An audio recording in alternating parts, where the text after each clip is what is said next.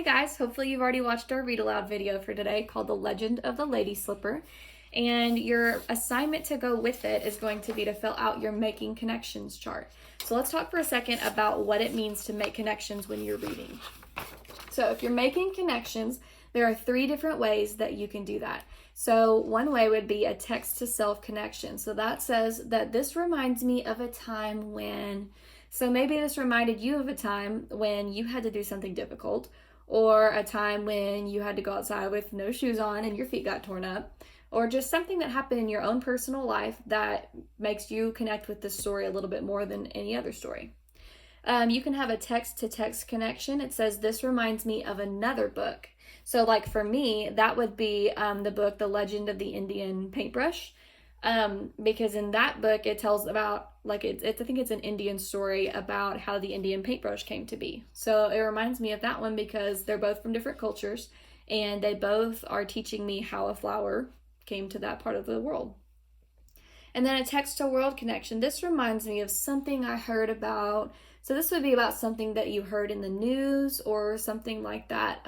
Sometimes I even like to think of that one as like something you saw on TV, even if it's like a movie. So for me, like this might remind me about the true story of Togo. If you haven't watched it, it's on Disney Plus. And in the story, this little girl is sick, and I think actually like a whole bunch of kids are sick or something. And if you've ever watched Balto, this is like the true whole story of that, because Balto was only a little bitty piece of the story. So in the movie, these kids are sick and they need this medicine from another town, but there's this huge snowstorm coming in. Wow.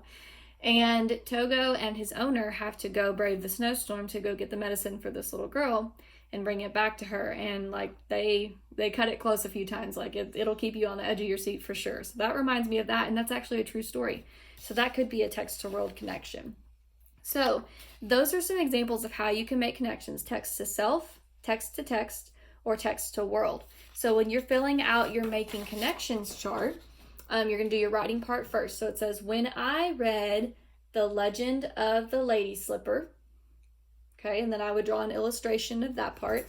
It made me think, and I would put, from my own personal example, of the true story of Togo when he had to go get medicine to help save a bunch of children. And I would draw a picture of that part. And I want my illustrations to both be about like how these stories are similar to each other.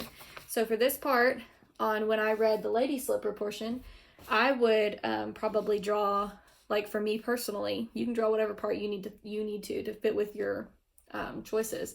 But for my own personal part, I would draw the part where they got like almost trapped in this snowstorm and like they were going across the ice and the ice was cracking.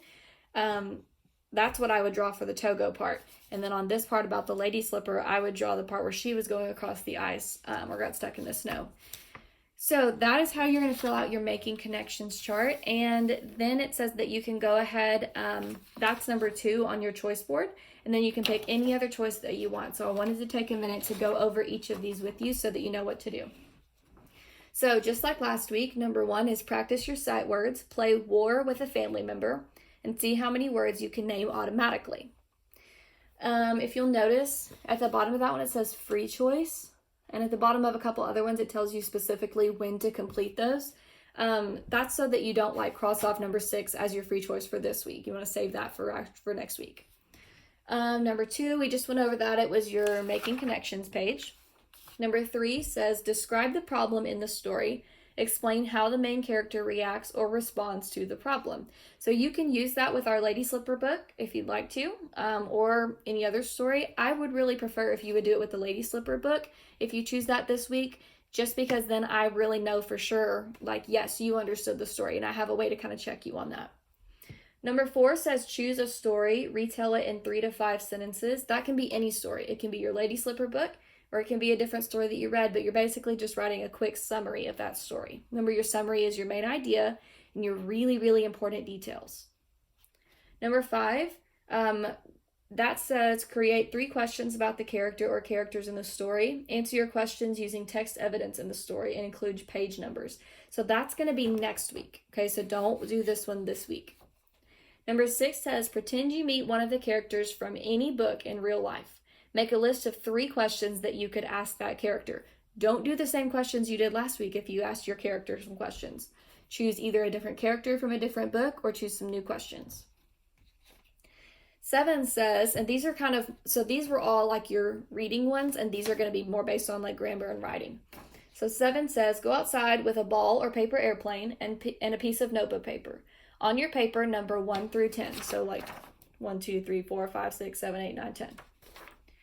Throw your ball or paper airplane somewhere in your yard and write down where it lands using a different preposition each time. Do this 10 times. Circle the preposition in each sentence. So I will go ahead and I will post an anchor chart to remind you a little bit about prepositions, but it says, remember that prepositions tell where an object is. So if you'll think back to that one time in class when we made paper airplanes and we threw them across the room and you had to write down where they landed. So if I went outside right now and I threw a ball, I could say the ball landed under Jordan's truck, and my preposition would be under because it tells where. I could throw it again and I could say my ball landed in the ditch. In would be the preposition.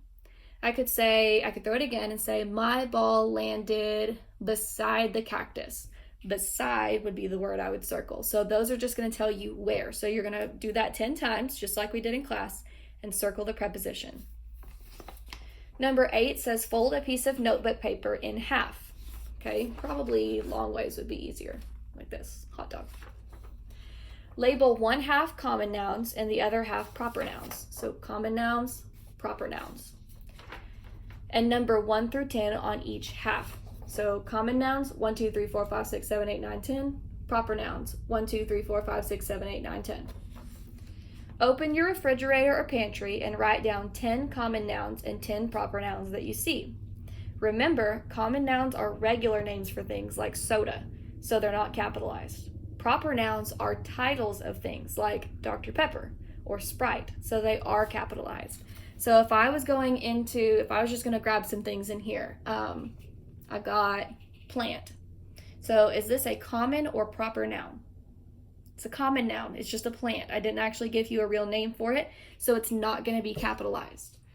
Okay, if I held up this marker right here and I wrote down Mr. Sketch marker, okay, is that a common or proper noun? It's proper because I gave you the title of it, so I have to capitalize that.